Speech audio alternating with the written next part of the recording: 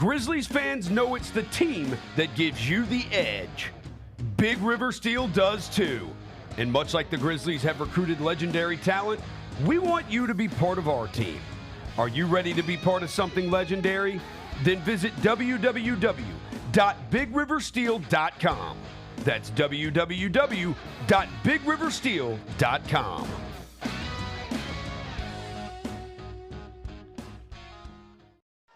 There's no substitute for experience, the knowledge gained from having been there before, and the passion to share what you know to make everyone around you better. It's true in basketball. It's true in banking. Grizzlies Checking from Pinnacle. Play hard. Bank easy. Open a Grizzlies checking account with at least $100 and a recurring direct deposit by August 31st, and you could receive a $200 direct deposit bonus into your account. Details at grizzliesbanking.com. Member FDIC.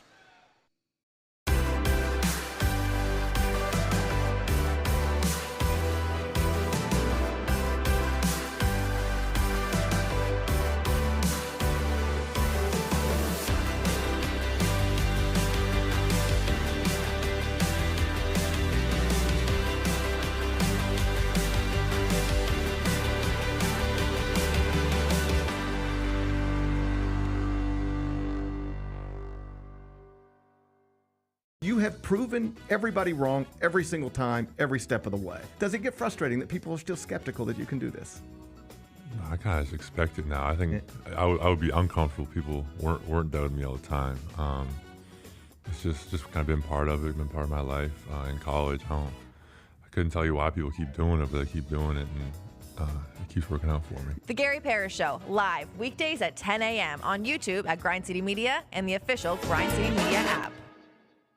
Some people are already saying these are sneaker of the year. This is the Nina Chanel Abney 3, her second collab with Jordan. So the tag has like the regular Air Jordan, and then when you flip it, it's like the Jordan logo that Sherman was talking about. Oh, and that's like okay. what like her art is like very like contemporary and like the dope. straight lines and like that's so cool. The Sneak Fest Show, live Tuesdays at 2 p.m. on YouTube at Grind City Media and the official Grind City Media app. LifeCare Ambulance is proud to be an official partner of the Memphis Grizzlies and FedEx Forum. At LifeCare, they wear their hearts with pride. Their passion is their people. They want you to love what you do and where you do it. Their employee-driven culture encourages a healthy work-life balance and supportive work environment. They invest in your success and well-being so that you can provide the best care for the patients that they serve. Join the incredible team of EMTs and paramedics in Memphis, Nashville, and across the nation today. Learn more at lifecareamb.com. Now for a limited time, the new $1.99 crispy tender wraps are here at Sonic. Who could deny a crispy chicken tender with bold flavors like hickory barbecue and cheesy Baja? And we can't forget the crisp lettuce and melty cheese to make the perfect bite. Wrap yourself up with some TLC, tender, love, and chicken for only $1.99. Sonic $1.99 crispy tender wraps. Tax not included, limited time only at participating Sonic drive-ins. What's her name? Susie, the one with the Miss steamboat. Susie had a steamboat. The steamboat had a bell. Ding, ding. The Susie went to heaven. The steamboat went to hello, operator. Please give me number 9. And if you disconnect me, I'll kick you from behind the refrigerator. There was a piece of glass. Miss Susie sat upon it and broke her little. Tune in to the Jessica Benson Show with CJ Hurt, live every weekday at 8 a.m. on YouTube at Grind City Media and the official Grind City Media app. I think we have the college basketball title futures. UConn's number 1. I really like Houston. I'd have them winning it all, but you can't be giving Drake jerseys. What is wrong with you? Maybe the Drake curse is stronger in college basketball. How long has he been riding with Kentucky? He wore an Alabama jersey and Saban retired. The Odds Couple with Rob Fisher, Lang Whitaker, John Roser, and CJ Hurt, live Thursdays at 2 p.m. on YouTube at Grind City Media and the official Grind City Media app. If you look at it, as far as the number 9 pick over the years, there's been some pretty good players that have surfaced at number 9. Of course, Dirk Nowitzki, who won a championship. There's been a lot of great guys, but who knows if there is a great guy in this draft. Hey, Grizzlies fans, be sure to tune in to Grizzbeat, where the panel and I break down all things Grizzlies and take a look at the rest of the NBA as well. The show is live every Wednesday, 2 p.m. on YouTube at Grind City Media and the official Grind City Media app. Live from downtown Memphis, this is the Chris Vernon Show on YouTube at Grind City Media and the official Grind City Media app. Now, here's your host, Chris Vernon.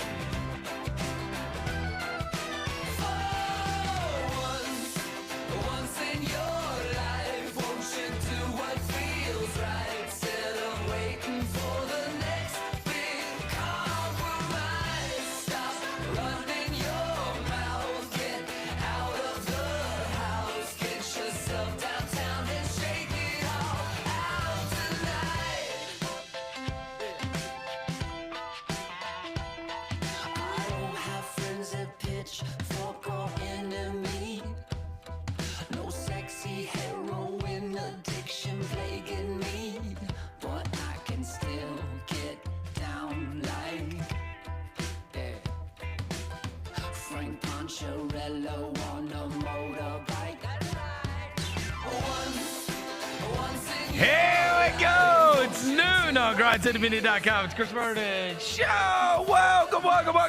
It's a Wednesday, July 10th, 2024 edition of the show. Today on the show, Grizzlies played another Summer League game last night. We were watching it. Jaylen Wells with the game winner. And while we did not see a lot of the starting lineup from Monday night's game, we got to see a lot of a couple of the new rookies for the Grizzlies. We'll go through all the news and notes today, including some big news regarding USA basketball and a guy that seems to be perturbed. Devin's going to join us from Salt Lake City. Let's do it. Turn it up.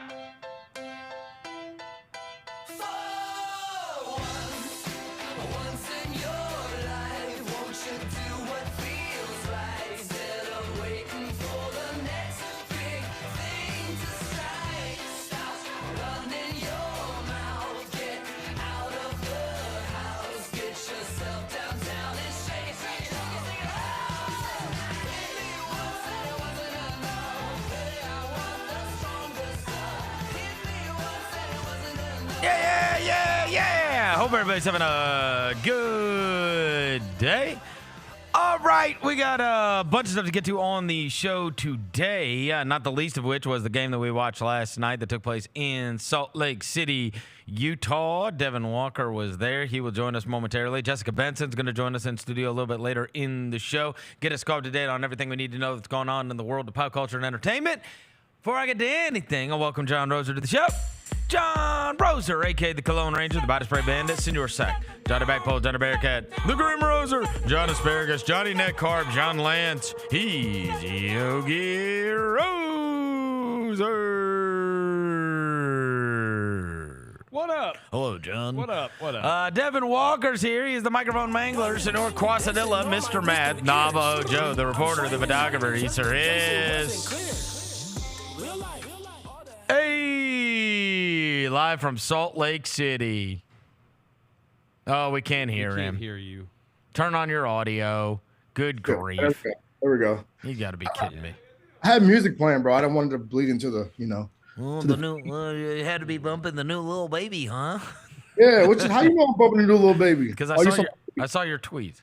Oh, okay. Wait, Lil Baby had a new album come out? No, he just said, Lil Baby is shooting 100% this summer or something like that. I don't know. Oh, features, anyway. Bro. New song with Boss D-Lo. Y'all go check it out. Is this going to be on the same album as the new one with Central C that dropped a couple of weeks ago? Central feature, bro. It's a feature. Oh, yeah, it was a feature with Central C. All right. Devin, let's get it from your perspective. We were watching it on television. Being in the arena last night for that moment, a moment that none of us will ever forget. The first of many Jaylen Wells game winners. I'm right, buddy. Game went all the way down to the wire. All right, is there anything that I need to know that you gleaned from being in the arena last night? I mean, all 25 people enjoyed it, first of all. It was an electric Delta Center after the first game. We had a packed crowd. Yesterday, we had about -7 people in the crowd. Paltry crowd. Paltry crowd, pathetic crowd to see Jaylen Wells' first game winner. But I will say this, though. Like, you could tell they told him after the first game, bro, don't be afraid to shoot. Like, I know you were what, 1 for 9 or something like that in the first half. They were like, at halftime, he had the layup. They were like, bro, don't be scared to shoot. He put up ended up shooting like 23 shots, putting up a good number, but like you could see his confidence start to grow after you saw that first layup go in. Then it kept growing and growing and growing and growing. Well, it really took until the second half because he was. He was 1 for 9 in the first half. No, it was 1 for 9. Well, I know he was 1 for 9 in the first game or something. So I mean, he's sitting on like 2 of his first 17 or 18 shots. Yeah. And at one point, like it was destiny for this to happen because, of course, I'm watching it with my son, and William's like, I haven't seen this guy hit a shot yet. And I texted you guys, and I said, I thought Jaylen Wells was supposed to be a shooter. And then paid in full in the second half. I mean, and especially the fourth quarter. He's knocking down shots. He's hitting the 3 from the corner and getting fouled. He was we saw him finally look comfortable. Yeah, you could tell his confidence was like, you know how it is, bro. Like when guys, they see one shot go in, so they're like, okay, their eyes get big. You know, they start getting in the flow, hitting shots like in rhythm. That's a rhythm shot, bro. That's easy. So he was starting to get confidence. I will say after the game winner, it was cool to see. It was his first kind of NBA moment, and like when he walked off the court, his whole family was standing right there off the side. And that was pretty cool, right? Yeah. So was that his little sister? I saw there was a little girl right there, right, wearing a Grizzlies jersey. The whole family in zero Wells jerseys. I believe it's his cousin. I'm gonna ask him today just to make sure, but I'm pretty sure it's his cousin. Gotcha. Because she was at the draft with him too. So yeah, it was cool to see that. I know we were talking about Jaylen Wells, but can we talk about my guy, bro? Oh, there's nothing funnier than your favorite player being the white guy. I told y'all when I told you yesterday, bro, that man can hoop. Cam Spencer can hoop. Like, you know what I'm saying? If you just watch him, he does like it's like if Conchar could shoot.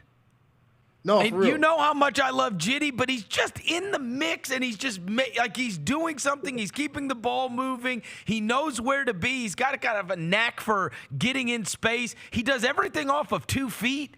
You know, it's very, you know, and it's interesting because a lot of these kids now, and especially the undersized ones, what I'm watching and what I'm hearing, and you saw this, Devin Carter sat down with my co-host, Kevin O'Connor, and did this interview and talked about it, and I had this lengthy conversation with Kevin about it where I found it so interesting, and I bet you would find the same to be true of Cam Spencer, about these guys that are the undersized guys that are not going to be playing above the rim, and they are studying Brunson.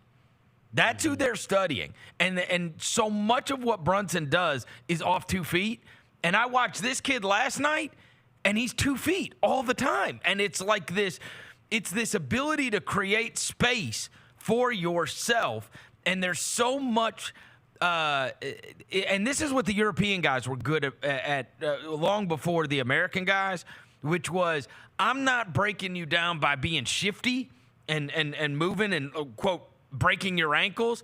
I'm doing it with steps, right? Their footwork becomes so good. And this kid, you watch him last night, and it's like, how is he getting to these, like, because he's undersized. Yeah, he's not but he can create space for himself in a way, and that's the way he does it. It's not like I'm going to, you know, your typical, like, I'm going to cross you over and leave you in the dust, because that's not happening. But what he can do is start and stop, and what he can do is get off 2 feet and finish and use those pivot feet. And obviously he also is very good at creating himself just enough separation to be able to get a shot off. I like him, man. I do. I like him. I think you're going to catch him a lot down in South Haven this year. A lot. Oh my God, you're going to fall in love. Yeah. He's the best. And it's like I know people talk like play 2K. Like his teammate grades are probably like an A+, because if you just watch him, he doesn't do stuff. You know how we watch players and they might be out of position here, or they may make a wrong read here. Like if you watch him, bro, he's trying to make sure he makes the right basketball play every time. Because Philly was playing a 2-3 zone. He was trying to hit the gaps. He was cutting here, like he was talking to Coach Marsh on the side, like, yo, what do we need to be, blah, blah, blah, blah, blah. I'm like, yeah, bro, this is the dude that, the second leading scorer on one of the best teams in college basketball ever. So, like, he knows how to play winning basketball. So, and you know what? We talked about this a lot going into the draft. We talked about it with Klingon. We talked about it with Castle. And then this is another kid who obviously was a part of big winning there. And you sit there and you go, are we going to look back and it's like, yeah, of course that UConn team was amazing. Look at what's become of the guys that were on that team. The same way that we do about the Villanova team. And so, man, I'll tell you this. If this kid was 6'6", he would be – Oh, yeah. I mean, this is a I mean, he's I mean, there's no telling. He's like at least what, getting drafted where DiVincenzo got drafted, right? That kind of guy. But he certainly knows how to play. The other thing is real edge to him too. You text us in the first half, and you told us that a guy flopped on him, and Cam Spencer yelled at him, "What the F is wrong with you?" Who was it that he yelled at? Do you know? I don't know who it was. It was somebody. Was it Council? It was somebody. Ricky Council the board. Somebody flopped. He said, "What are you doing, bro?" He's like talking like the whole game. Like he got called for a foul. He was like, "Yo, what the?" He's locked in, high IQ. I love watching him play basketball, man. It's very high quality basketball. Jaylen Wells, in that way, and he's not the athlete he is. In that way, he's a little Grayson-esque. Yeah, where he's got that edge to him, and it's interesting, but hopefully not the crazy part too, where you just lose your mind and you start kicking and punching people or whatever you may do, clotheslining whoever it is. But I will say, last night we posted this video from the Ringer of me talking about how everybody better watch out, because if Edey's already got this, if he's already got this proclivity to talking, when he gets with Morant and starts getting gassed up and gets that battery in his back, it's going to be insufferable, right? Like between the two of them, right? When things are going well, and Dez, and Dez we know this profound effect that like once Ja's going like that, then everybody starts getting gassed up, and everybody is raising their tenor and raising their level of competitiveness. And you already see this, and he's just playing with these summer league guys. I mean, this guy might become like a real animal talking wild when he's around Morant. So anyway, I posted this. Some guy that's a UConn fan tweeted me and says, "You need to start paying attention to Cam Spencer if you want to know somebody that actually talks crazy." And then you text me that, and I'm like, who knew? Like, some UConn fan was like, "No, this guy, like, that's like, okay, I tapped my head after." Like, this guy, for real, talks crazy. You can't effing guard me. Yeah. Like, and you know what? Like, there are all these, like, little white guys do kind of have this edge, like Peyton Pritchard. And you remember, like, Peyton Pritchard checked in for one play, hit the half-court shot, and he's like, "That's what I do." And it's like, what? What do you mean? That's what you do. You just played 1 minute. Hey, it's like Cam hit the shot yesterday, bro. When Cam hit the shot in the corner, when he made the dude fall, he looked down at him after he hit the shot. Tyler Hero's like that too. I think in order to make it as a small white guy, you just have to have that like edge to you to where you you've gassed yourself up so much, and you just have this edge to you that everybody's thought that they could just block you, they could just swat you, they could talk crazy to you, and then you just become, it's like origin stories, and you get these wild talking small white guys. That they're going to totally punk you out. Yeah, and they're not. I guarantee you, Cam Spencer's gone to LA Fitness before, bro, and they saw him, and they were like, "Bro, you get picked last." He go out busting folks' ass, and they're like, "Okay, you got it. You got it, my guy." Like, he is one of them dudes. Like, I'm like, okay. Tip my cap, bro. It probably happened to him before he got to UConn.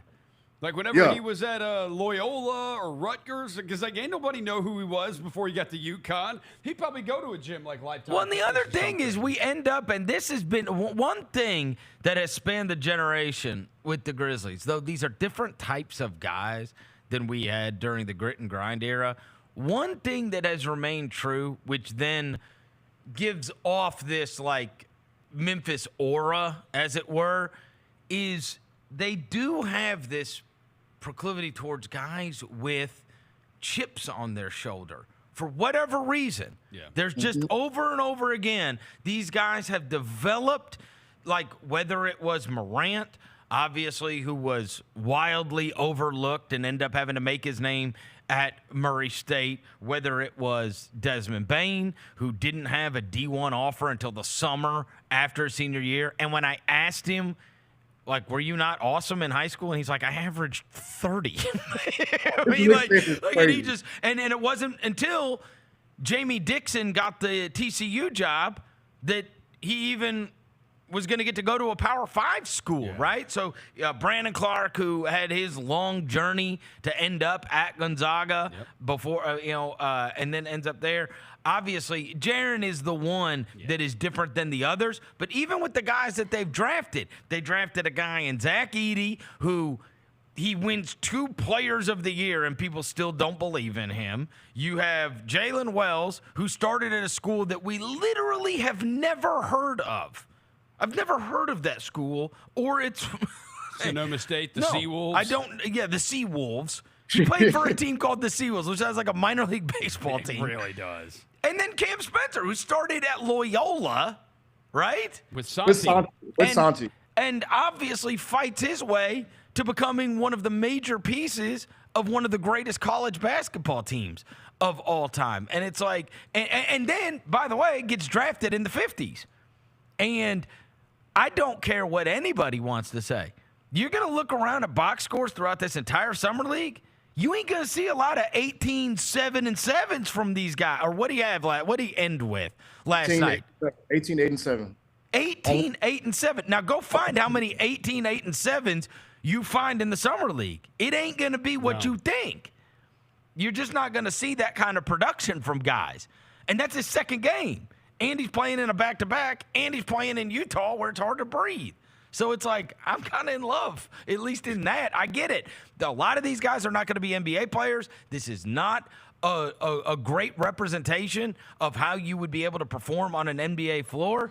But if we're talking first impressions on things, this has gone as well as it could possibly go the first 2 nights between Edey and then getting the Wells second half and then the Cam Spencer experience last night, where it's like, geez, man, like these guys are – I've been through it. You guys know I covered the team for over 20 years. I've been through a lot of years and a lot of summer leagues where guys go out there and be like, oh, my God.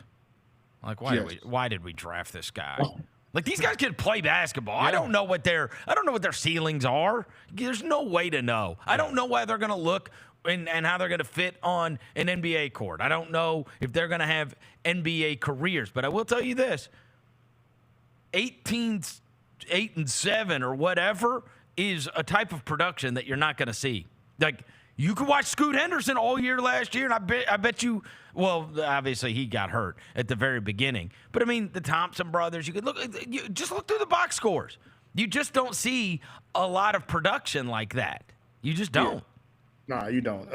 Even with both guys, like even like Jaylen too, like you can see the little flashes of like, okay, you can see him in the corner knocking down trades because he got a nice little stroke, you know what I'm saying? So like even him and Cam, they look like dudes that have been played ball, chip on the shoulder, they're ready to go. And and I saw this clip that was going around. It was really, really good. It was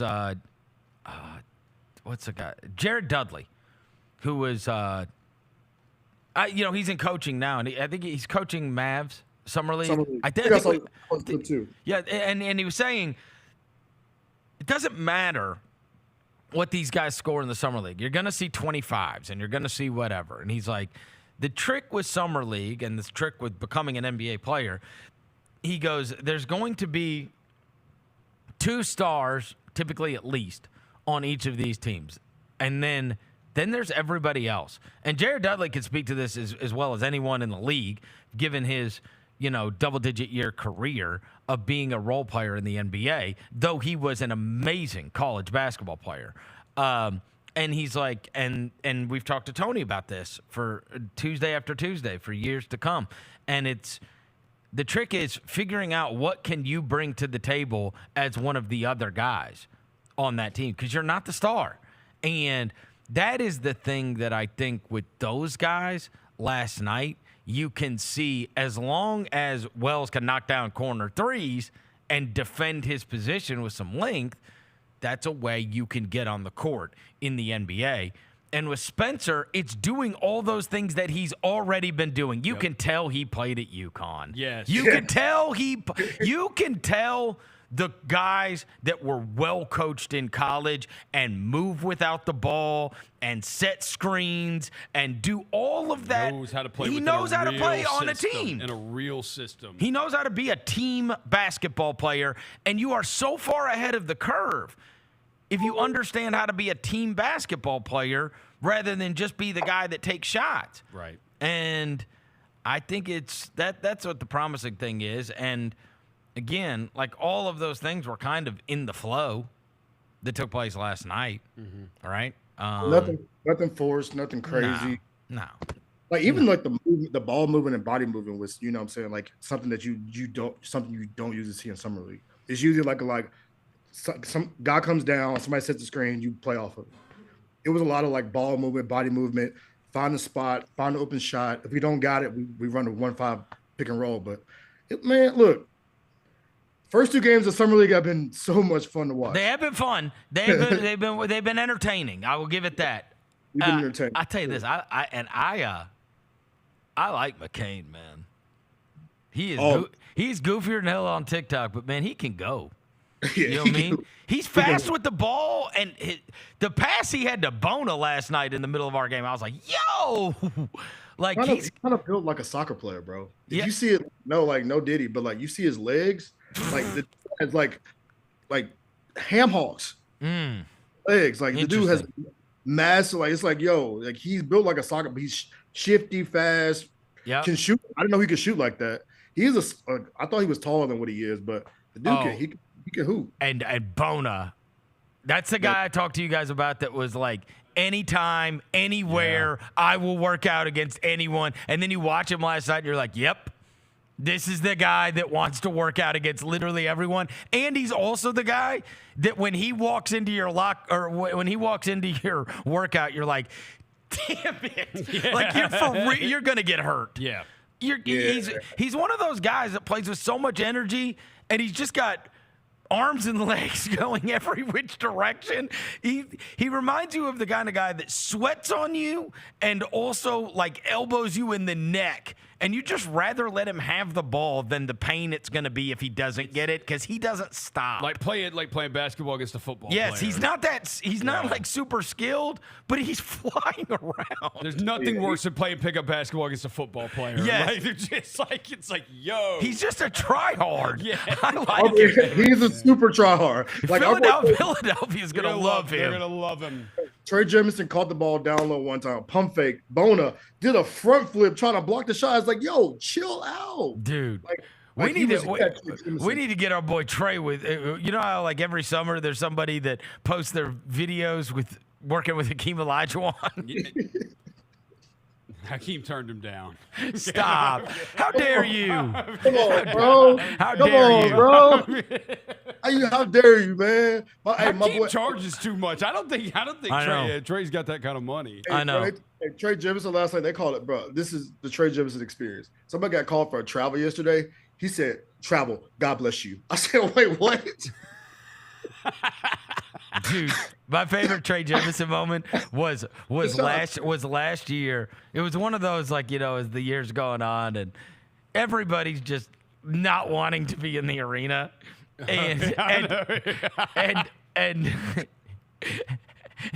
Taylor like gets up on everybody and he's like screaming. Like he's actually like mad, right? He's mad. He's had enough because we're down like whatever. Say it's like, you know, we're down 45 in the second quarter, 42 to 22 or something like that, right? And he's like, does anybody want to effing win this game? What the hell, you know? And he's just, I mean, he's really like getting whatever. And Trey Jemison's like, yeah, guys, come on, let's go. And everybody else is like, hey, dude, can we just go home? Like, this is ridiculous. He was Mr. Enthusiasm. Yeah. No matter what. No matter what. Yeah. He's the kind of guy, he is enthusiastic. Come on, guys, let's go. Yeah, let's go. Listen to Coach, guys. Right? Don't be a trick like that, you heard what Coach said. This is on us. Everybody's like, shut up. You know, now that we think about it, We haven't had Trey for that long, but you've got that moment. We've got the Marc Gasol jersey retirement night when he had Joel Embiid. He asked for Joel Embiid's jersey and got him to sign it. I remember the first time I saw him in the G League, and it's because everybody else is in team warm-ups except him. He's warming up in a wife beater. Yeah, I would wear a wife beater everywhere I was if I looked like Trey Jemison. We've got Trey Jemison memories. We get him on the guns machine, on the hands machine, we'd be all right. Yeah, that's it. That's all we need. Just get him on that joint. We'd be all right. The jugs machine. Yeah, we need him on the jugs. That's for sure. Look, I think that so seeing them last night and the Sixers, they got some players that I liked all right as well, like McCain and Bona. They're two rookies, and I could see their fans really liking. I really liking Bona in terms of that kind of hustle energy. Now you kind of understand why they were able to part ways with Paul Reed, who, by the way, I would like to add. So Paul Reed's just out there. He got picked up. He did? So the Pistons picked him up. Here's the thing. He's just still in the middle of his contract. So if you claimed him, you've got to pay his it's $8 million a year. Okay. Yeah, you got to pay his deal. Wait. What are they doing? The team is so goofy. Troy Weaver to Trajan Langdon, and you still are like, yeah, what are we doing? And now you've just given somebody, JB, a guy that. Okay. Yeah, poor JB. Hey, he's going to play him over Jalen Duren. It's going to be Tobias Harris, Paul Reed. You're just going to have this crappy average team. Yep. With these young guys still just sitting around. Like, just be young. It's bizarre. I don't understand. Hey, on the Jerry McCain front, bro, I get to mention, that dude is too legitimately famous, too. Oh, of the 25 people in the crowd, they were all they're all there for Jared McCain. Yeah, we love you. Like grown men, bro. Yeah. All right. We love you. We got to ask you about this. One of the things that you have the opportunity to do over the course of being with the team the last 3 or 4 days that we do not is we just saw them in the press conference here. What have you gleaned from the personalities of these guys? What are they like? Jaylen and Cam are very reserved and quiet type guys. So is Edie, right? Edie, I just had a great conversation with him about wrestling. Oh, just found out that he does not. He knows in the Big. So he said in the Big Ten, wrestling's a big thing. He don't understand professional wrestling, but he knows how important how big wrestling was up at Purdue, because Purdue was big and Minnesota is big, Penn State is huge. And we had a whole conversation about how Memphis is a great wrestling city. And that when you get to Memphis, just be ready to see a dose of wrestling. And he was like the fake stuff. And I was like, it's not fake, bro. It's not fake. It's fake. He was like, so are they trying to hurt each other for real? And I'm like, kind of, sort of, not really. I was like, imagine you're watching a movie, watching a fight scene. Yeah. Athleticism. He was like, oh, okay. So it's not fake, but it is fake. And I was like, yes. But we explained to him, me and Blevins were down there. We were talking about how big a wrestling city Memphis is. And we referenced the Zebo thing from back in the day when he choked Blake Griffin and the crowd went wild. He was like, oh, okay. So he's taking it in, but we did have a semi-wrestling conversation with him. It was kind of funny, his reaction though. He thinks wrestling, he was like, it's fake, right? And I was like, just talking to him as a regular human being. How was he different? How was he different than what we saw? We've only seen him really in the press conference in terms of Memphis stuff. The press conference here, and then when he was on with Gary's show. They're all three very compared to the rookies we've had in the past. They're more of reserve guys. But you could tell two of the three though, when they get in the court, is a different person. Right. They get in between the lines, and you see the personality. It's they flip a switch. That's very Vince Williams-esque too.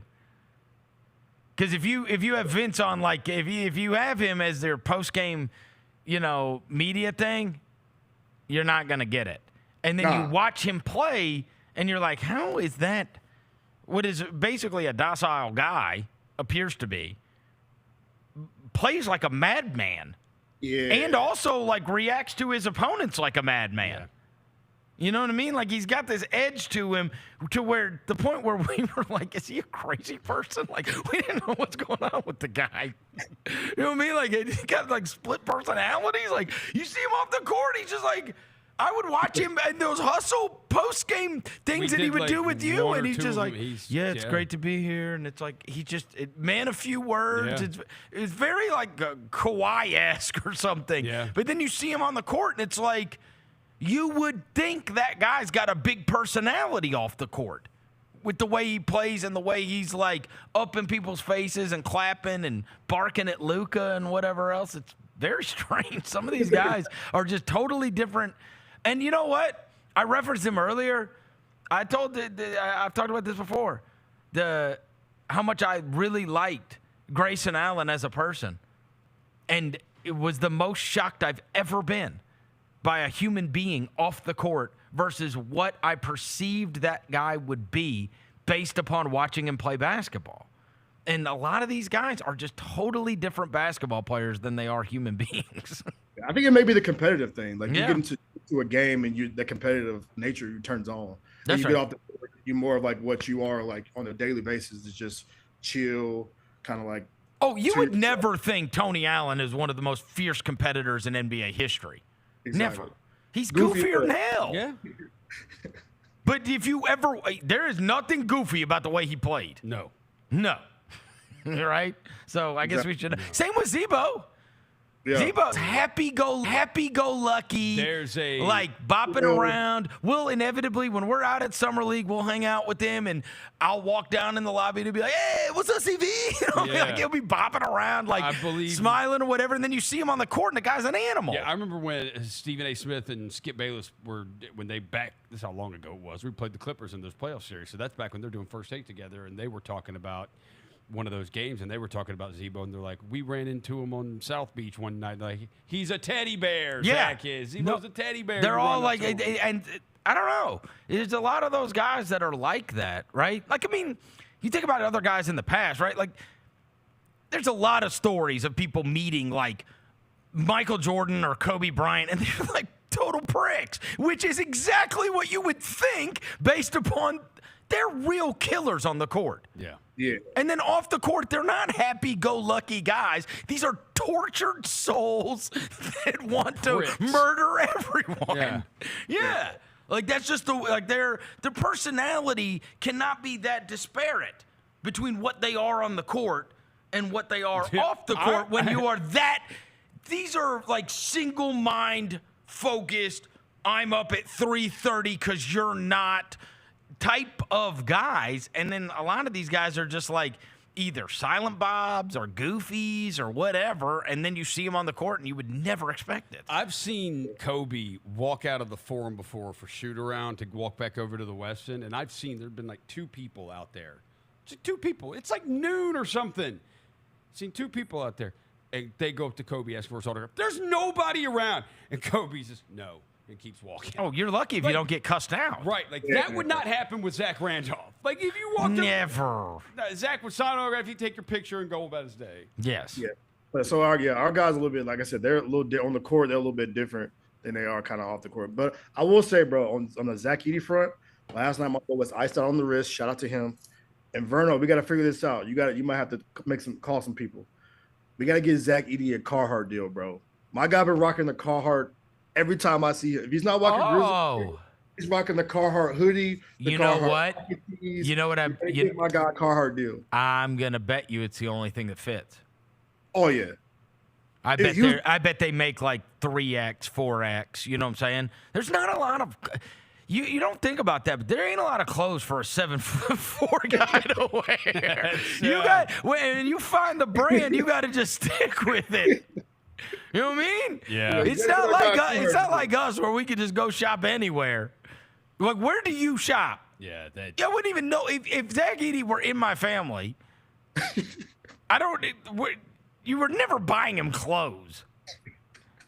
You ain't going to H&M for the Zach Edey fit.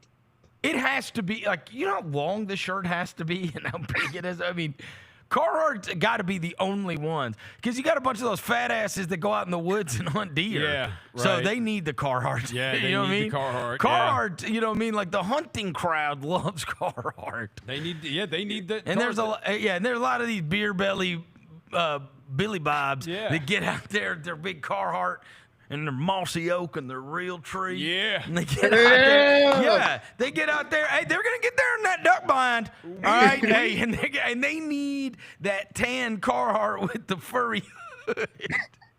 Or that canvas ass stuff, you know what I mean? We need the Carhartt Zach Edey collection coming to Yes. Bass Pro Shop Yes. downtown. Yes. We need that. need Bass that. Pro. I agree. And Bass Pro. Look, we making it look. All right, I'm gonna work on that. We're going to get it done. But yeah, so he had a little iced out bracelet yesterday on too. So I was like, okay, we see a little sauce, but yeah, bro, they all three. Carhartt and Ice. A Carhartt nice? Carhartt and ice, bro. Let's go. Shout out to Zach Edey. But yeah, bro, like you said, I think the competitive thing about the 2 out of 3 guys and what they are, like all 3 of them are super like just like this. But then they go, 2 of them when they go on the court, it turns up. Yeah. Jalen's just like doing his thing. Oh, look, I know you didn't get to see the walk-off interview. Well, maybe you did. He was so happy, man. Oh yeah, He was. He was so happy. He was so happy. Jaylen, you last have night. it? Here it is last night. Yeah. This is Wells after he hits the game winner last night. Jaylen, 27 points, and then to seal the deal with a buzzer beater. Just how did that feel? It felt good. You know, I missed a lot of shots. I don't think I airballed so many times in my career, but hey, my team just kept believing in me. They kept feeding me the ball, so it felt good. I mean, thanks. I'm glad they believed in me. All right, now I have to look down for this one. 13 lead changes and then 10 ties. Describe the battle it took out there in the second half. Yeah, I mean, we just kept going, kept pushing. We went in the locker room. We had a good finish to the second quarter. I think that kind of motivated us. We obviously came down. I think we're down like 15 or 16 at the start. But I mean, our team's just good like that. We just kept our head up, kept grinding. Defense was also very huge for you guys. What part of the defensive game plan do you feel like you guys executed the best tonight? Yeah, I think we did a good job just staying in the gaps. You know, they're a very downhill team. They like to push the ball. So I mean, that's one of the things we preach. You is, see Devin? Just being a good Devin defensive twice. team. You know, just giving effort. You know, we didn't teach a lot of like technique and stuff. We just said, you know, we kind of just go out there, figure it out, make sure you're playing hard. Awesome, great game. Get out of the frame, bro. It's twice. I'm trying, bro. You guys are bucking out the way. Do you know what? That should be your thing. No. Where every time somebody is being interviewed on TV, you somehow find a way to get behind them. Yeah. Hey, don't say that out loud because they'll get mad at me if I just do it on purpose. What were you doing at half court anyway? Oh, after the shot? Get content. What's wrong with you? Right there. Look at that boy. Look at that.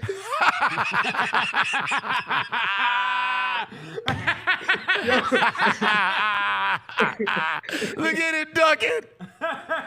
You can't duck out the way. Let Jaylen Wells have his moment, dog.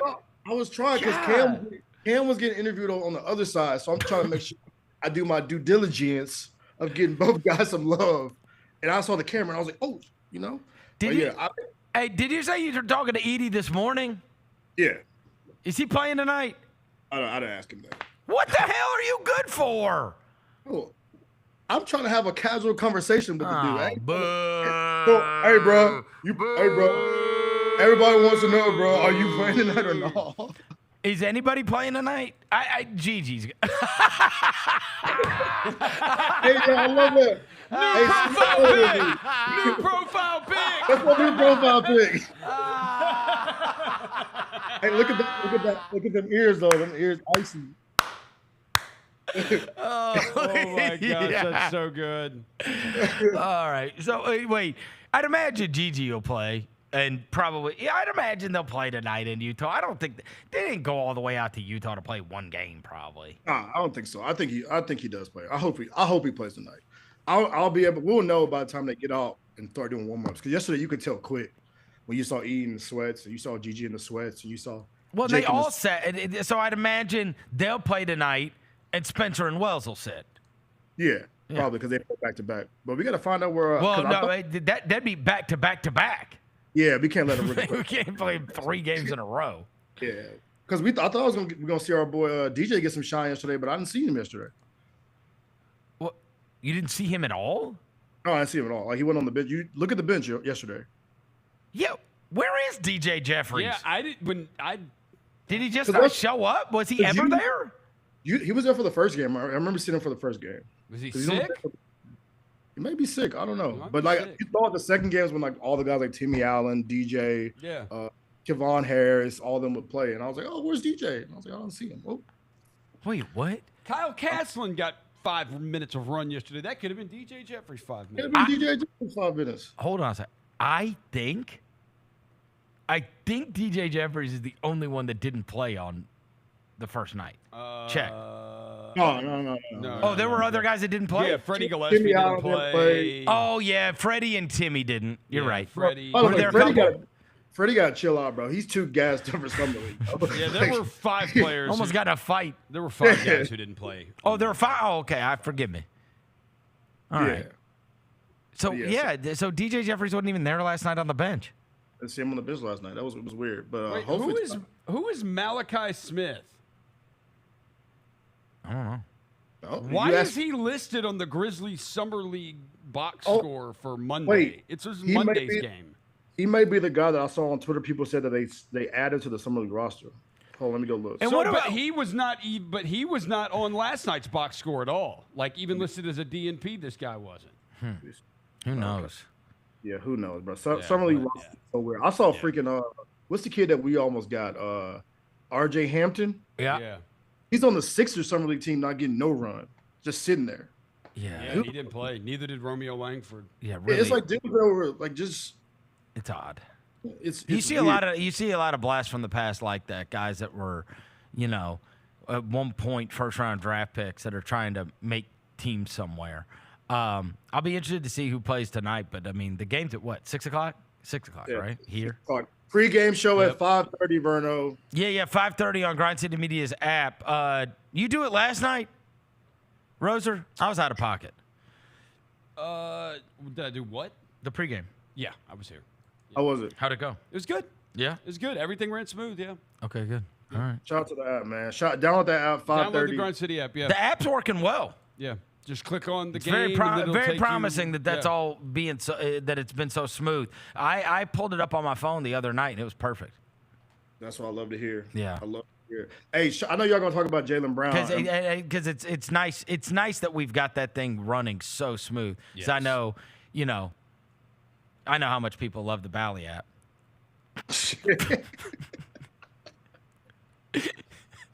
All the homies love the Bally app, bro. All the homies love the Bally app. They text me like I could fix it. Like, bro, I know literally. Hey, you know what? Let me walk back to make sure that your technical difficulty that you can't pull up the app at your house. Let me go back to the tech closet and figure this out. They want you to flip a switch at the router, bro. Go to the router, hit the on and off button, make it work. We can't do that. Read the news. Yeah. Things ain't going so well. Things aren't going so well. Yeah. But look, I'm thrilled that our app is perfect. Amazing. If you called Bally's tech support, it's like, I'm sorry, but the number you have dialed is no longer. Chris Vernon. Hey, I'm going to go fix it. Were you impressed with David Jones with the 76ers last night? No. You weren't impressed with him? No. Oh, was I supposed to say yes? I wasn't either. I mean, whatever. Bro, that was Wells's and one. That's what I'm saying. Idiot. Foul him. Yeah, thank you, David. You turned out all that money to go. He should have come back to Memphis. I will say this. Unlike the walk-on kid that trashed Penny in the program, Drew Hill caught up with David Jones, and he could not have been cooler about everything. Yeah. And talked about how much he loved Memphis and loved the situation and sad to go. And yeah, I mean, he didn't say one false word. And that's I will say that matters because that was the best player on the team. Yeah. You know what I mean? And I think it's worth mentioning that's what he had to say about his time at Memphis, whereas the walk-on Joe Cooper said that it was the worst experience of his life and everything else. You know how bad the best player actually had a good time playing college basketball at Memphis, and the walk-on was miserable. Imagine that. And Joe Cooper got carjacked, and he said that was the worst time of his life was this year at Memphis. I don't know if Joe Cooper got carjacked or not. Damn, Joe. Be at FedEx next year, bro. Be a FedEx moving boxes. Shout out Joe Cooper. Yeah, but I wish David Jones would have come back to Memphis, though. I do. Me too. Me too. Look, I really I was glad that he had some level of production. Well, when he got an opportunity, would he have 10 rebounds or I just whatever? wanted to go back so I know who another player is on the team. Yeah, right. Yeah, The only one over-under we know is 2.5. Jourdain. They added another guy from UTSA, your Roadrunners. The Roadrunners. PJ, yeah. Oh, so you said to me before we get you out of here, you told us that you brought your PS5 so that you could get proficient in Madden before the college football game comes out, which is on its arrival. Yesterday, we found out that there are going to be great former players in the game. Lamar Jackson's Louisville. I saw a Ray Lewis card from Miami. There's going to be all kinds of stuff, right? But anyways, this morning, as they are doing this run-up for the game that we are looking forward to, EA Sports' account put out the rankings for the players and for this year, and they announced their top 10 players that are on the game. And we were joking via text this morning that it's going to be fun to watch all of these college players react to this and how mad they're going to be over their rankings. I've already seen it with some of the teams and their rankings. But the number one player, there are 3 players in the country with 96 overalls. Will Johnson, the cornerback from Michigan, the left tackle from LSU, Will Campbell, and Ollie Gordon II, the Oklahoma State running back who has been in the news the last couple of days because Mike Gundy defended him having a couple beers and driving. Dude, and said he has done that.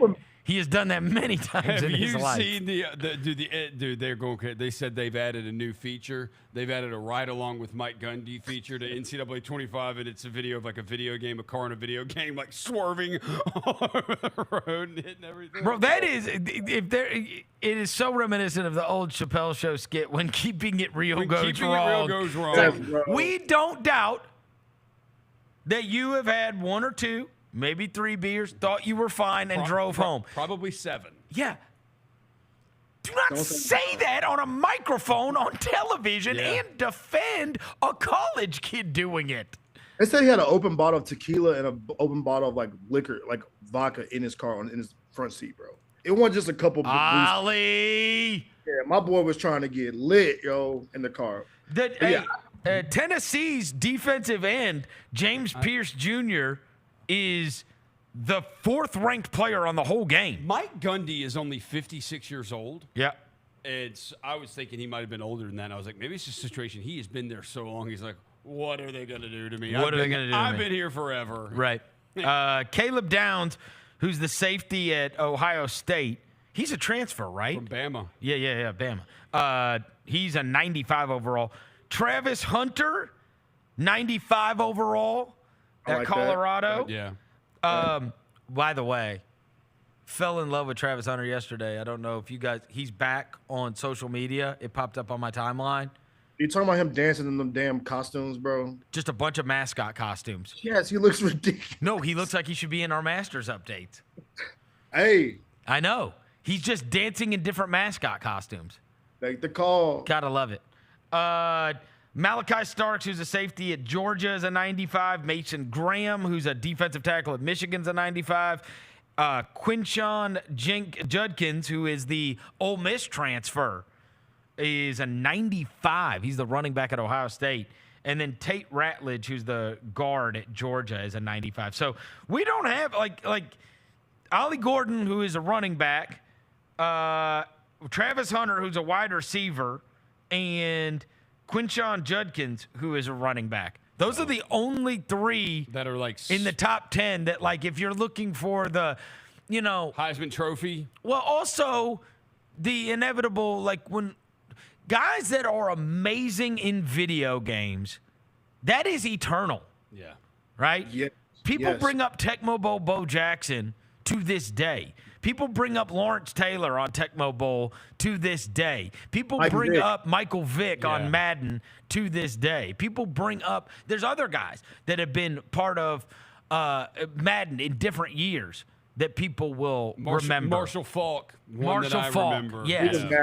And it's like, that's one of the things that happens on these games, right? Ollie Gordon the second at Oklahoma State might just be like or Quinshon Judkins or Travis Hunter or whatever. Like some of these guys are for sure going to turn out to be just absolutely unbelievable on these games. And what's going to be really fun is the running quarterbacks. None of those are like up here. So Shedeur is the number 1 ranked quarterback. But Shedeur's not a running quarterback. I'm talking about the dual threat running backs. Your boy at Liberty, he's a 90. He is number 90. Caden He's a Salter. 90. Caden Salter's a 90. Yeah. Did he transfer? He's at Liberty. Oh, wow. Liberty still. So I'm probably gonna play with Liberty in our franchise, by the way. So there's also But these guys that can run, those are the kid at Kansas. In video games, if you have a quarterback that can run, problematic. Yeah. Problematic. Yeah. That's what drives you the most crazy when you're defending. The kid at Kansas is ranked the 79th best player. He's also a 90 overall, Jaylen Daniels. God, he did nothing last year. You remember? Yeah, he's hurt. I know. He never played. Milroe is 71. He's a 90 overall. Oh, Milroe will be fun. Dude, Milroe is going to be ridiculous. He is 91 in speed, a 93 in acceleration. Milroe's going to be fun. No, it's going to be runs and bombs. Yeah, with Milroe. Which is exactly how he plays. You don't have to worry about him completing a 15-yard out. You got to worry about him chucking it or running it. Jackson Dart is ranked 73rd. He's fast too, isn't he? Dart, it's 84 in speed, 85 in acceleration. Yeah, see, bro. Yeah, you ain't lying, brother. Running quarterbacks are finna be a problem. Oh, Milroe will be like Vic. Milroe will be awesome to play with. 91 speed. Yeah. I wonder where they're gonna put the Tigers at. I haven't seen any Tigers show up yet. I'm looking at this top 100. I'm not seeing. I bet Hennigan will be in the 80s. Like 80, like an 88, 87 maybe. Not that high. You don't think that? 85, 83. Yeah, that feels Dylan right. Gabriel is ranked 30th. Dylan Gabriel. Oregon quarterback. Golly, he's been around for 10 years. 18 years in college football. I'm excited, bro. I think later on in the day they're gonna drop the full rosters. The big question is, bro, you mentioned like the roster thing. Are they gonna update them week by week, or is it gonna be their rating? Their set rating is their rating right now. Oh no, they'll update them. You know how 2K is like if a guy plays, they'll update them. So if a guy like throws like 8 picks in a game, because they update them on Madden. Mm-hmm. Oh yeah, they do. Yeah, they do. Yeah, so they'll update it on this.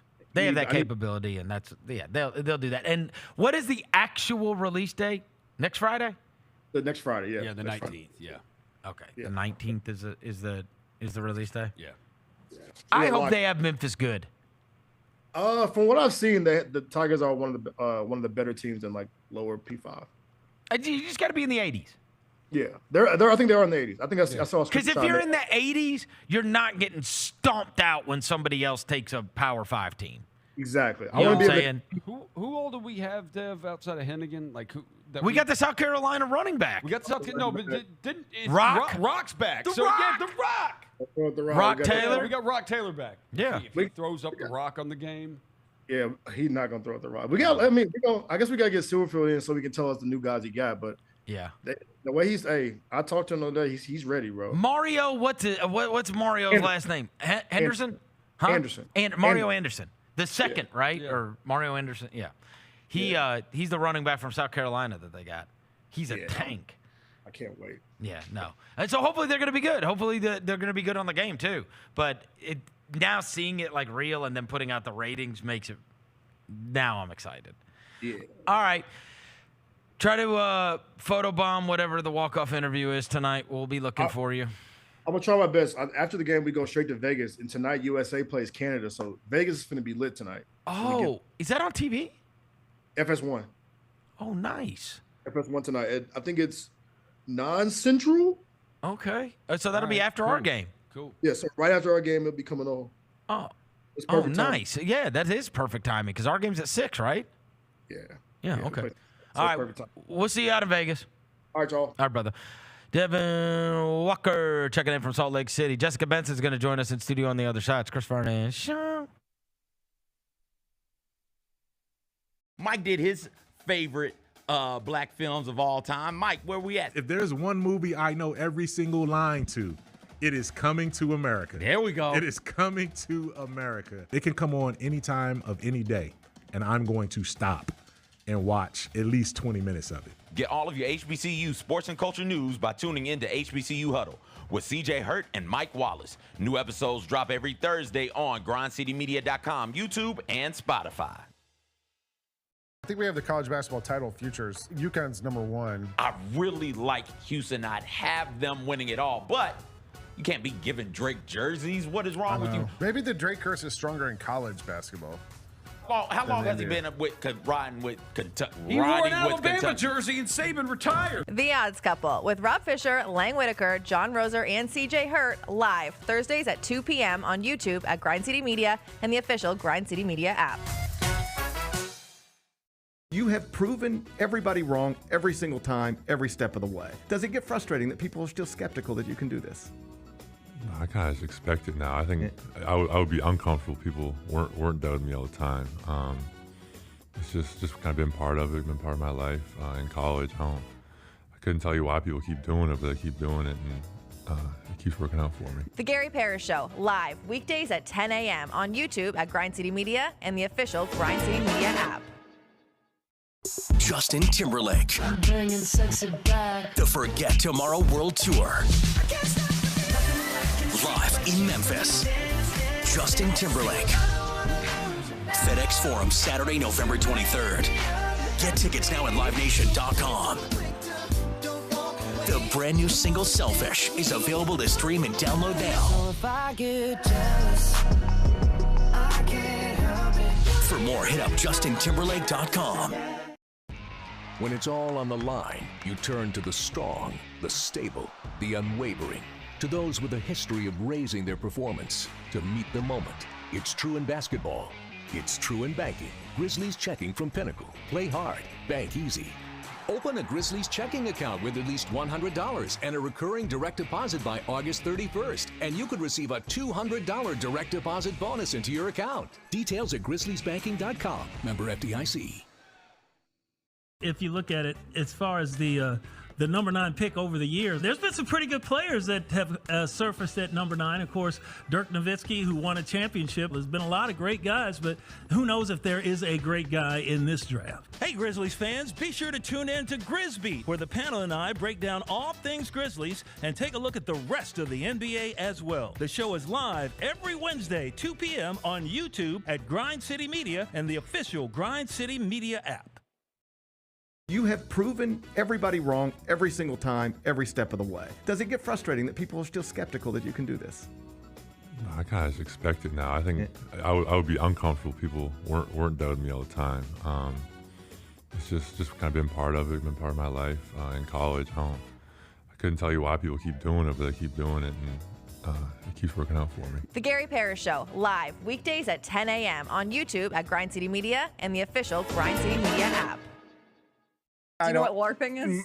The official definition of it is the activity of participating in live-action role-playing games. Just to be clear, adults do this. Yes. Yeah. Wow. Some adults sit and wait for ESPN's free agency show to start right on the dot of the beginning of the free agency season. Somehow that makes more sense to me. Tune in to the Jessica Benson Show with CJ Hurt, live every weekday at 8 a.m. on YouTube at Grind City Media and the official Grind City Media app. Sauced by Will Smith is taking the championship taste at FedEx Forum. Come enjoy your favorite lineup of sauces on traditional and boneless wings the next time you see the Memphis Grizzlies play. All of your favorite sauces, including the famous Garrett sauce, are now available as you cheer the home team on. Visit Sauced by Will Smith inside FedEx Forum at your next Grizzlies game, or come visit us anytime at our location in South Haven, Mississippi. Championship sauce, championship taste. Come get sauced today.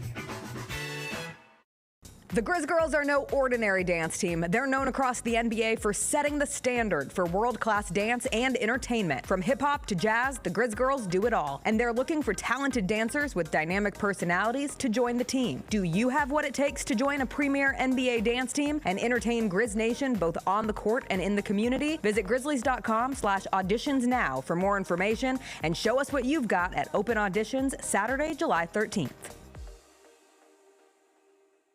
Welcome back to the Chris Vernon Show on YouTube at Grind City Media and the official Grind City Media app. Now, back to your host, Chris Vernon.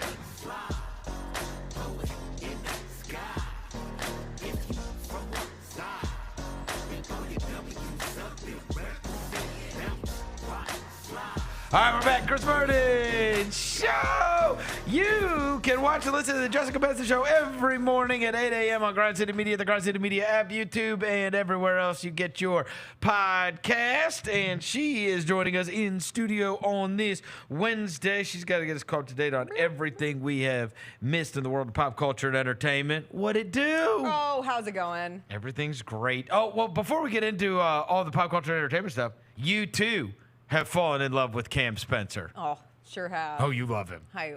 Devin I loving think he Cam is Spencer so was the awesome. unpredictable thing of the summer league. Yeah. Did not see that one coming. No. But he's also, like, if you watched, I just remember watching UConn, especially during the March Madness run and the national championship game. Like, he just had that strictly psycho energy. And I remember, I can't remember if it was like SB Nation or Barstool, but they had something about why he and Dan Hurley were the perfect fit together. And I remember just laughing, reading through the tweets, and being like, oh, yeah, these guys were made for each other. And now you see it continue onward. And it helps that he's effective. Like, he's not just a character. You see tangible things where you're like, oh, my God, that kid might have a future. The first thing that we had last night was Devin texting us and said that his Ricky counselor, one of them, flopped on him, and he stood over him and he said, "What the F is wrong with you?" I love that.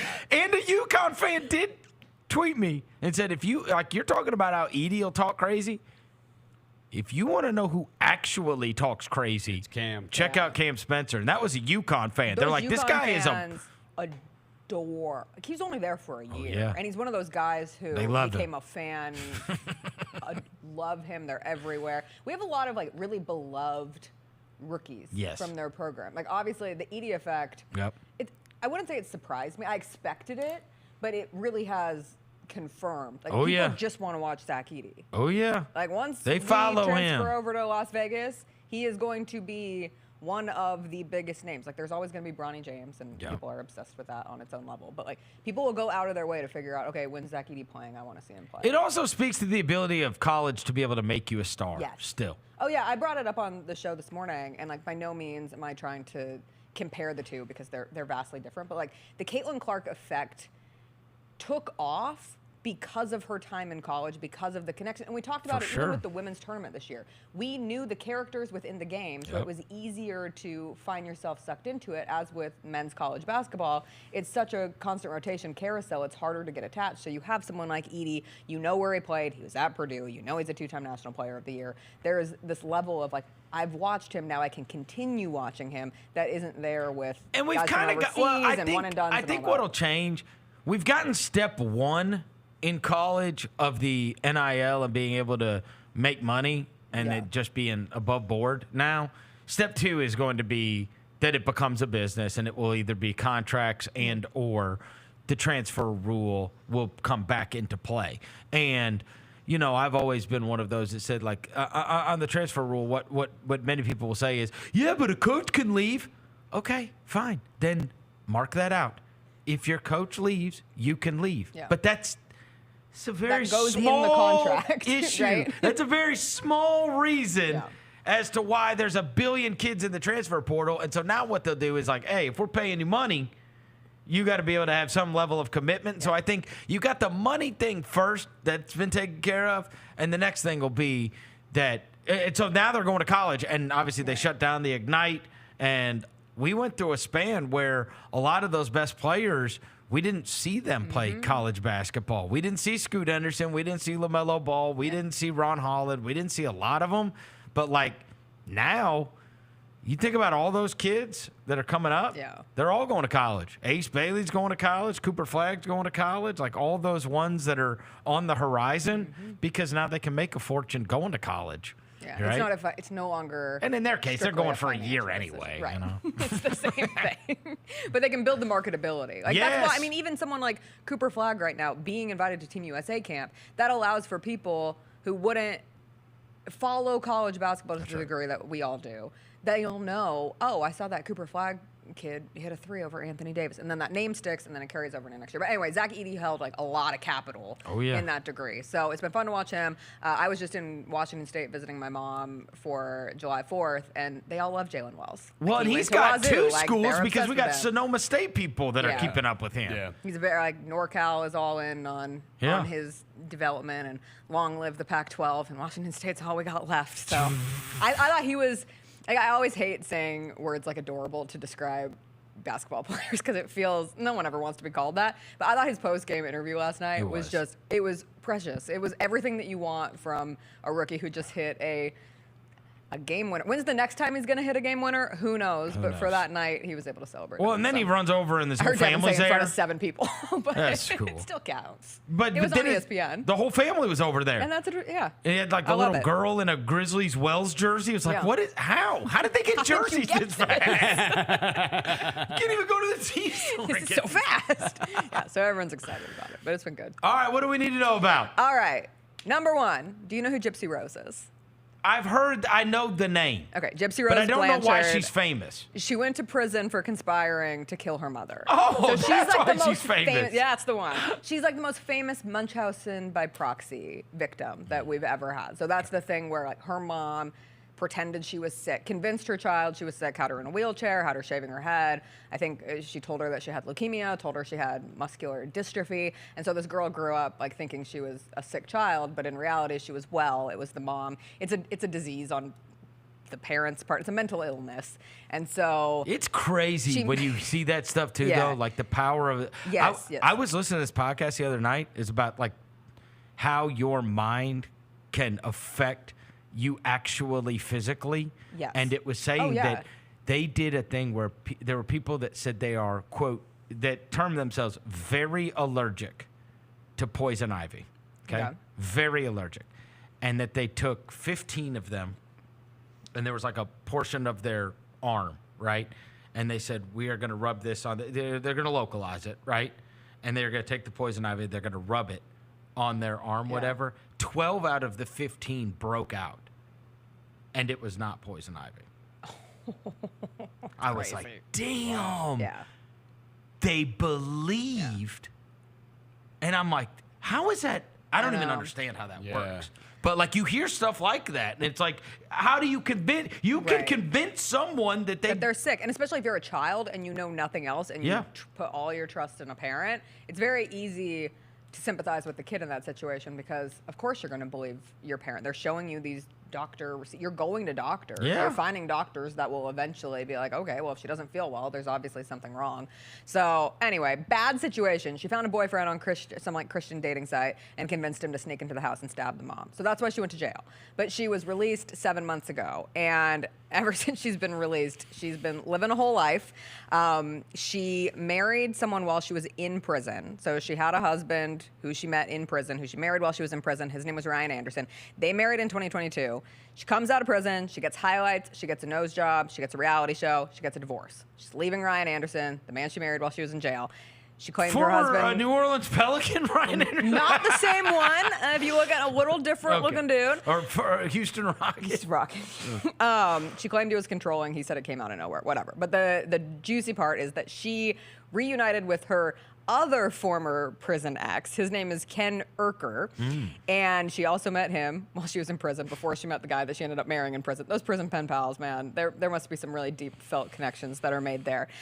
He wrote her after he watched the HBO documentary. She's now pregnant with his baby. So since this woman was released from prison 7 months ago, she's been married, she's been divorced, she's gotten back with an ex, and she's had a baby. So what is the HBO doc that I need to watch about this? The HBO one is called Mommy, Dead, and Dearest. I think I watched one on, there's many. There's also a... What's the penultimate one? That's probably the best one. Mommy, Dead, and Dearest on HBO Max. There was also a show with... Because she is famous. Like, I know the name. People are upset. I do not Well, she's got a very... The unique Obsession name too. And Gypsy Rose. Right. Like I don't, and she has a very unique personality too. Like she has kind of like the Lost Voice situation, and people sympathized with her. And then it became one of those. We were talking about the Karen Reed trial, where there's going to be so many documentaries. There were multiple documentaries with her. There was also the show called The Act on Hulu, which starred Joey King and Patricia Arquette. I watched that. and then I watched the documentary. And it's just a wild story. Like The documentary is good, though. The documentary is good. Yeah. Okay. And it's. Now I'll download it and watch it. She's having a baby, and she wants to give that child everything that she did not have. But she also has a reality show, so it's just. She looks great, though. Okay, good for her. She looks healthy Good and for her. happy. Hey, Good. she's overcome. We root for that. Yeah. You know, you overcome a lot. But anyway, Gypsy Including Rose pregnant murdering was her mom. Conspiring. Oh, she yeah, didn't conspiring. physically do it. Yeah. Get the specifics right. I mean, am I supposed to feel happy about this redemption story? I don't. I've always felt a little like obviously she was a victim of something horrifically traumatic, right? Yeah. But the way that we I don't as a know if that society means it's make warranted to- celebrities out, warranted for like Right. celebrity status. Yeah. That's always sat weird, and you know we all Yeah. have our obsessions or whatever. But Oh, yeah. I've never been able to. People seek feel like out Jimmy- Gypsy Rose information, seek out Gypsy Rose Yeah. content, but this was everywhere right. yesterday. So she is pregnant. Well, and especially with a former Houston Rocket Of that course, she was married it makes the story Right. much more important. You know, it's sports adjacent. He's got a wild, like his girlfriend, if I'm not mistaken, his girlfriend committed suicide. Ooh. Ryan Anderson's like a long time ago, like when he was still playing. Jesus, Roser, Yeah. stop. Well, that's depressing. Well, you keep bringing him up. Well, I hope you're right. I mean, if you're not right about that, that is not something you should be saying. Now you have me so curious. God. It's true. Yeah. Okay. Well. Oh yeah, I remember that story now. That's sad as hell. Okay. Well, I'm gonna try to bring Thanks us. for ruining the show. I'm gonna try to bring us back. Are you talking about a girl who killed her mom?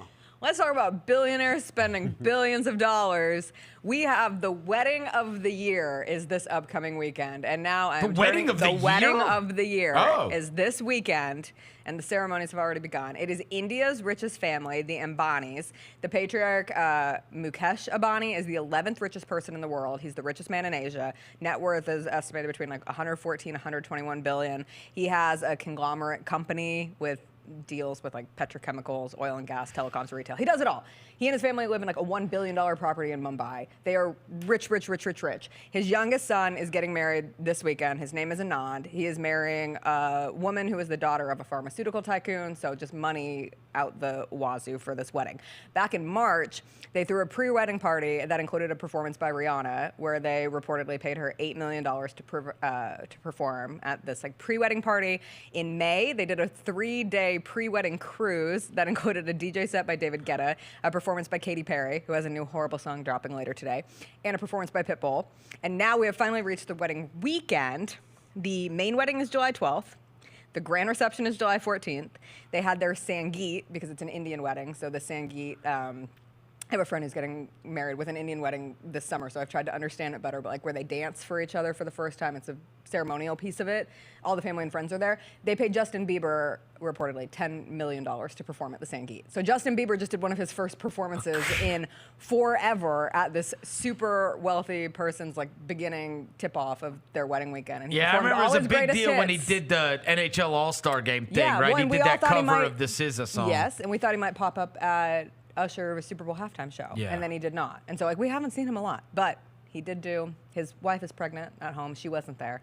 But he did his $10 greatest million hits bucks. for an hour. 10 million, an hour of work for $10 million. Wow. Justin Bieber. That's he's got crazy. it. And he, if this is true, made more than Rihanna doing it back in March. So Justin Bieber still got it. So everybody is guessing like who's going to come to this wedding. Like Drake is on the short list of bets, and I'm like, do you want Drake at your wedding in 2024? Like even the Argentina soccer team is dunking on Drake at this point. I thought about this the other night. Like, how awkward would that must have been? He was at that all-white party that Michael Rubin throws. Yeah. What do you say to Drake? How do you not, like... Yeah. Fun summer, huh? Like, I mean, like it's the worst summer ever. It's literally still number one. And Michael How you Rubin do it? and Michael Rubin like told the DJs playing, do not play that song. You Even think? though it's the #1 song in the world. Yeah. I know. Don't play it. It was, I There's just just clicked on nothing else to talk to him about. No. Like, have you taken any good trips lately? Have you Yeah, I know. done any cool rich people things? I would just stay in my house. He looks old and tired too. He does. He might pop up at this wedding. It might be the beginning. Maybe so. The Beckhams are supposed to be there. Yeah, they might not care in India. He's Big still political doing, faces are expected to attend. He's still doing Instagram pictures. Oh, he is? Yeah. Oh, So okay. they think he's got new music soon. It is really weird with Drake right now. Like, have you watched King of Collectibles? I feel like that show is Yeah. all up your alley. Yeah. Yeah, we just watched the first episode finally. Ken 'cause Golden. I don't think I can. He's smarmy. Yes, I don't want to watch the show anymore after my don't mom like saved him? the first episode because we are sitting on a fortune of Beanie Babies, and so they mentioned Beanie Babies in the Yep. first episode amongst things that actually make money. And so she was like, "You have to watch this episode with me when you're visiting." Yeah. And you have to get through all of the Ken Golden stuff, and Drake shows up, and it's like a jump scare when you Yep. see Drake now, and he's just normal then, and he's still normal now, but like everything's that's associated with him, and you're like, "Oh, that's so weird to watch Drake." And I didn't realize he was obsessed with sports cards. Yep. I missed that. He on got the big Drake into side it of for a things. little bit. He did this live stream. And he pulled a Michael Jordan rookie. Yeah. And that was what they showed in yeah. this thing. But I'm curious. A lot of people got super into it during the pandemic. That makes sense. Yeah. And I'm curious about like collectibles, so I'd like the show, but I can't watch Ken Golden. He's a smarmy guy.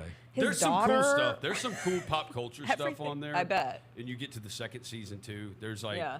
because they start doing. It's more worth like watching. It's non- produced by It's cool to Peyton. see the stuff. Peyton No, Manning there's- produced it. Yep. Yeah. Which is crazy. No, they've got a one. Well, of the, he's got a bit. He's in business with him. Yeah. Yeah.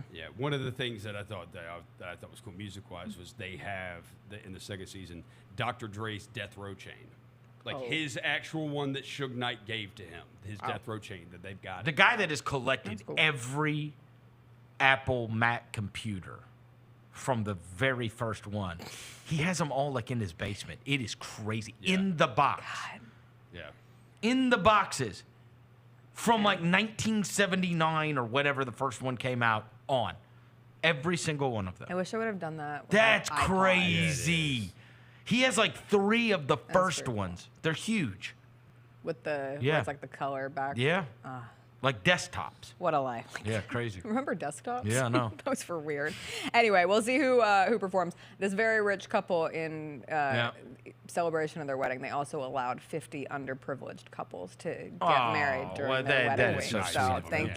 thank the great billionaires of the world for doing something nice. All right, And then next. they said, you hear that you have to clean up Yeah, after. and then they said, we don't do the rest of it. We're so sorry. This was a You limited peasants, you engagement. thought this is a free ride? I was like, it's Clean like up. sweet in theory, but it's super demeaning in reality. Here's your broom. Here, you're we live in a underprivileged. $1 billion home. Yeah. Here's a wedding. Like, what if you just gave all those couples like $100,000? It feels like I an hope easy one of the answer. underprivileged couples goes and robs them. What's your money? What do they use? Oh my God. What if they did like a parasite thing where they were living inside their home? And What then is took their over money lives? though? Rupees? No, it's this Rupees. company Rupees. that it's like a multi-conglomerate company.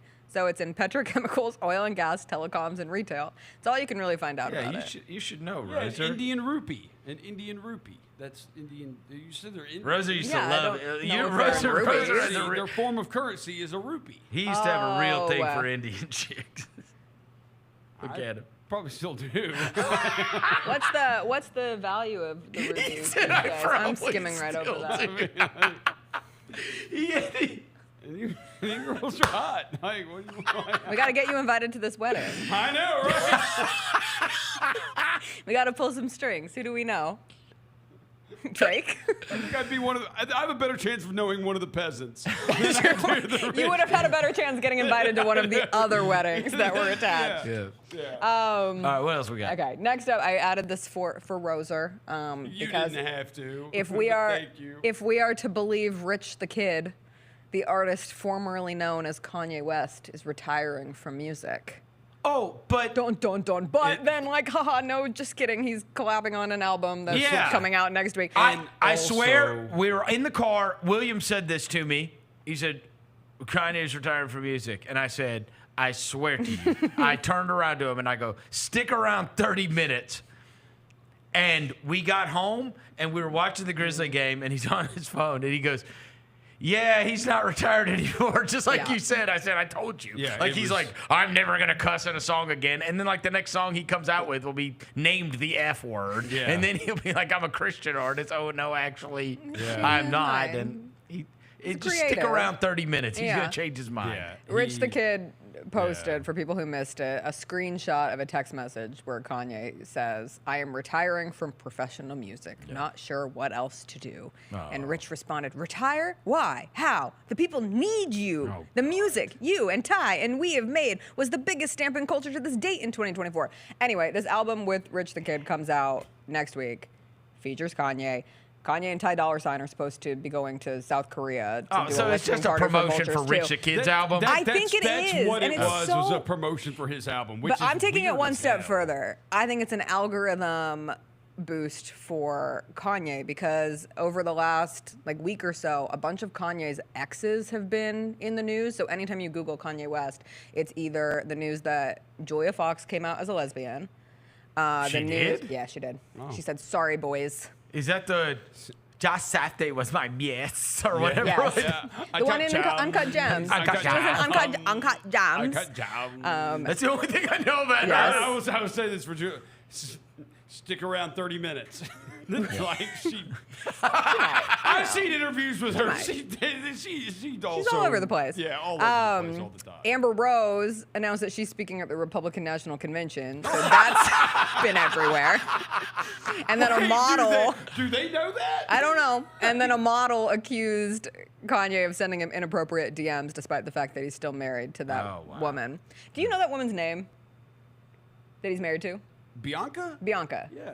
I don't pay attention, but I don't. Bianca Sensory. I feel like she has somehow, she's just Kanye's wife, and I feel bad. I should That's put right. respect on Bianca's name. You just Anyway, followed prey to the patriarchy. I don't think Kanye is retiring, but No. Yeah, that's the South Korea show was announced, and coming they're up. doing one in Taiwan after that too, like Oh. stadiums, and so. But if any artist They're also one day playing just it at quit, Indian wedding. I wouldn't. That would be. What if? I'm kidding. They could. They might. There's probably going to be another performer at that wedding. For sure. Beyonce did the daughter's wedding. Oh, really? Yeah. Wow. We'll see. Okay. So Kanye retiring but not retiring. Yay.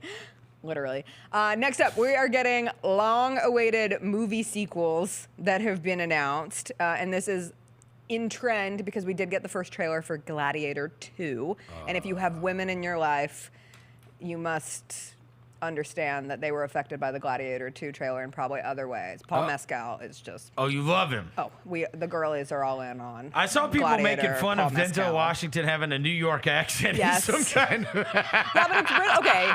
It's Sounds like from Training Day. Why can't I think of the director's New York name? accent in Gladiator. It's Ridley Scott, right? Yeah. He just talked about when he did that horrible Napoleon movie that came out. Like, he doesn't care about historical inaccuracy, so of course Denzel's gonna have a New York accent.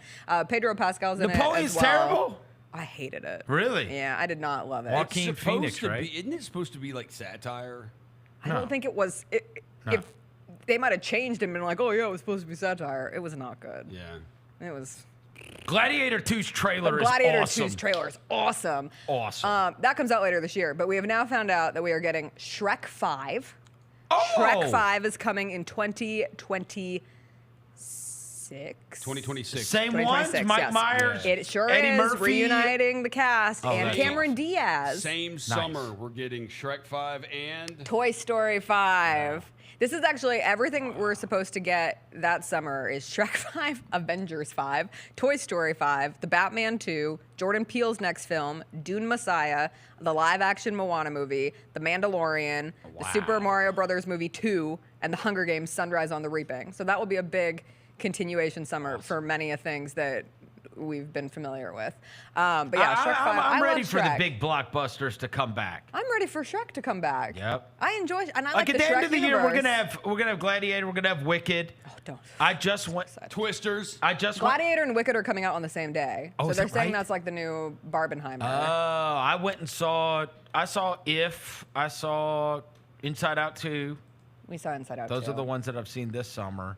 But yeah, I'm ready for the other ones to these big ones. Yeah. To The big really hor- look forward to. Like the big artsy horror movie of the summer came out last week, Maxine, which is the continuation of the Pearl and the X franchise with Mia Goth. Okay. But then the like big anticipated Silence of the Lambs-esque, it's supposed to be the scariest movie we've had in years. It's called Long Legs. Oh. It comes out this weekend. Oh. I'm very excited Who's in for it? I can't think Anybody of it off my head. famous? Yes. Yes. Oh. Long Legs? Yeah, it's Nicolas Cage. That's right. Oh. Yeah. Nicolas Cage He's is been on a the- run where he was just releasing everything overseas. Well, he's still back. like a huge movie and star. Blair Underwood is in it, and I love Blair Underwood. From L.A. Law? Yeah.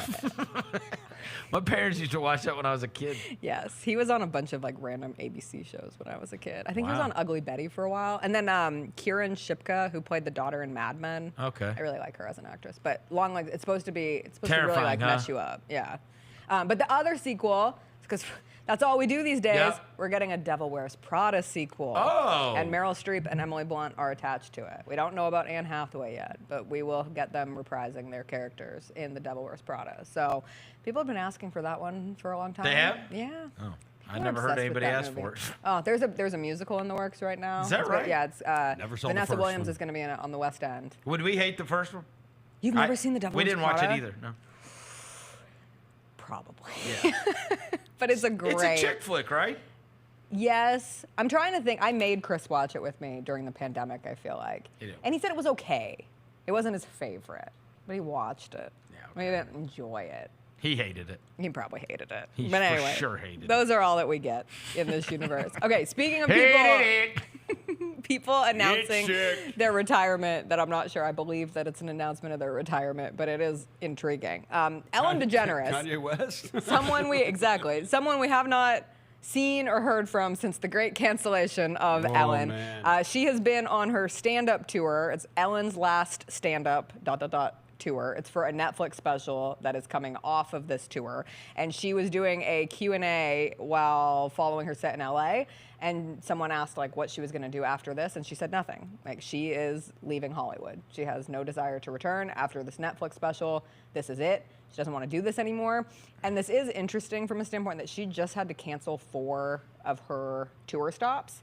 And there's split questioning of why that is. Some people think it's because she booked 2 stops in a handful of cities and she's just not selling out. So similar to what happened to Jennifer Lopez, you're just not selling out like you used to. You don't have the same clout and the same fan base that's going to chase after you and see all these shows.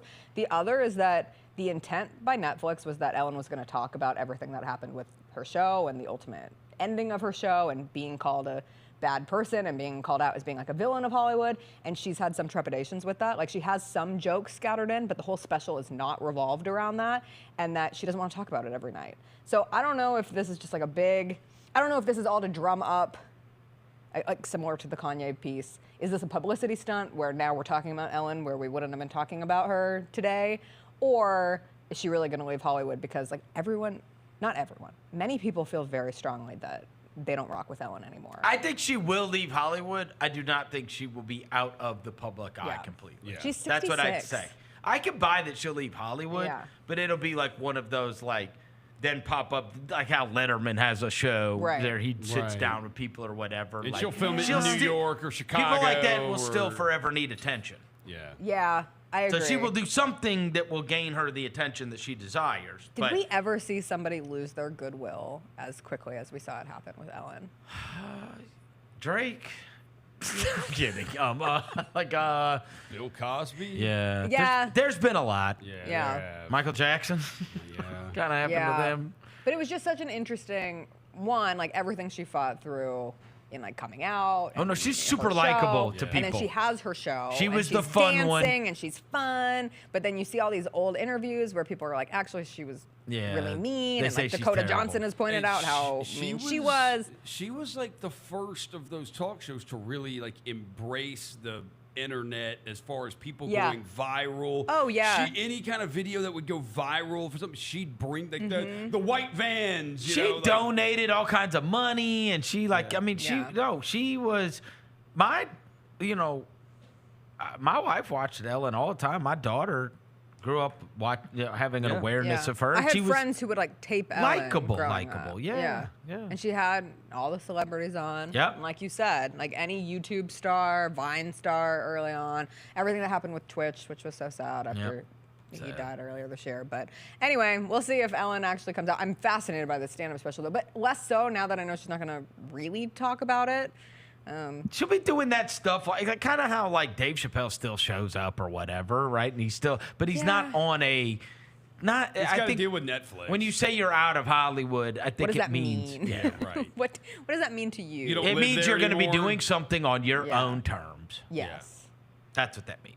And she went And she from will. being one of the most generally liked people to someone who is one of the more hated people. I wonder if she truly is, though. I think she is. Like, I don't feel strongly. I one way don't or think the my other. wife and my mom know that Ellen is a bad person. Maybe it's one of those. I If you're on the internet, you know. Yeah, and I if you don't think you they know. That's fair. There's I a don't lot, think there's they a lot know. of I think they would be. situations I like think if Ellen walked down, they would be excited to see her. They Interesting. wouldn't be like she's terrible. what was all Yeah, of they're it? not. They're just not online like What that. was all the stuff with her? She's just like She was mean to cruel her staff. Yeah, She- that was it. Berates But them, also, like belittles them. guests said. I mean, Yeah. I even remember watching It back. was just all that she's not what she appears to be. Yeah. She's actually a dirtbag. Yeah. And it's some all an loaded act. question, like Taylor Swift fans, they'll always find something, and like how she treated Taylor Swift when she came on, young stars, testing people on their relationships. I know Sofia Vergara from Modern Family had like a bad guest appearance on there. I watched a clip popped up on TikTok of like Rosie O'Donnell talking about how she was never invited to be on the Ellen Show and how like it hurt her feelings and they're not friends. So you just hear those. You hear those rumblings, like a James Corden. That's right. Like nowadays, everybody or at least anybody who's online thinks, oh, James Corden is not a good dude. Yeah. So it just became, everybody who has something to say about an experience with Ellen is generally not a positive experience, despite this uber positive persona that she promotes. She also just didn't have a lot of people come out and defend her. No, very few. That's what was weird. Yes. To me, that's what's weird. Yes. Typically, if you get character assassinated like that, there'd be people lining up for days saying, no, Like, no, that's you got this not- you have- wrong. yes. You got this all wrong. But Yeah, instead, kind of everybody's like, you know what? She is kind of a bitch. You want to know who I just had that happen to? Not me personally, No. but who I like recognize. Another Modern Family. The guy who played Cam on Modern Family. I don't know. Did you not watch Modern Family? Did you watch Modern Family? No. It's like I don't even watch sitcoms, but I just assumed everybody watched No, I Modern didn't. Family. No. He like plays the bigger guy, but he's like so jolly on the show, And and then he's- everybody has these horrible Oh, that he's experiences not cool. with him. That he's not nice. Oh, that's a shame. I know. I hate when that Hate to happens. hear it. And usually, I'm very much because, and I'm sure you're the same way. Like, not every interaction that you have with somebody is going to be perfect. Like, Right. some day you have bad days too. So I always try to be sympathetic to super rich celebrities. I love being sympathetic to. But where I'm like, okay, maybe they had a bad day, maybe they had a bad experience, maybe they were stressed, whatever. But when it's hundreds of people having similar stories, then you're saying- just kind of like, okay, well, maybe this person kind of stinks. But anyway, Fair. yeah, that's Is it. that the last one? Oh, there he is. That guy. Eric Stone Street. Oh. I think that's I know his who that name. is, though. Yeah, I know who that is. It's a Sofia Vergara show, right? Yeah. Yeah, And- she's on there. Al Bundy, he's on it too. Yeah. And Julie Ed Bowen. O'Neill. Yeah, And that's right. Sarah Hyland. All right. And Make all sure you those check out people. the Jessica Benson show every morning at 8 o'clock. Are you part of the I am tonight. pregame tonight? Sure am. Okay, then you don't even have to wait Me, for Jessica Benson Pete, content in the morning. You're going to get Rob. it this afternoon. 5:30. Sign me up. Who's on it with you? Rob and Pete There you and go. Mike Wallace from Salt Lake City. And Bennett will be back here where I am. Perfect. Today, 5:30 on the Grind City Media app, and then obviously the Grizzlies game will follow. Their last game in Salt Lake City before they get on a plane and head to Las Vegas. Thanks to John Roser across the glass. Thanks to Devin Walker in Salt Lake City. Thanks to Jessica Benson. Thanks to Jaylen back in the studio. Until tomorrow, we gone.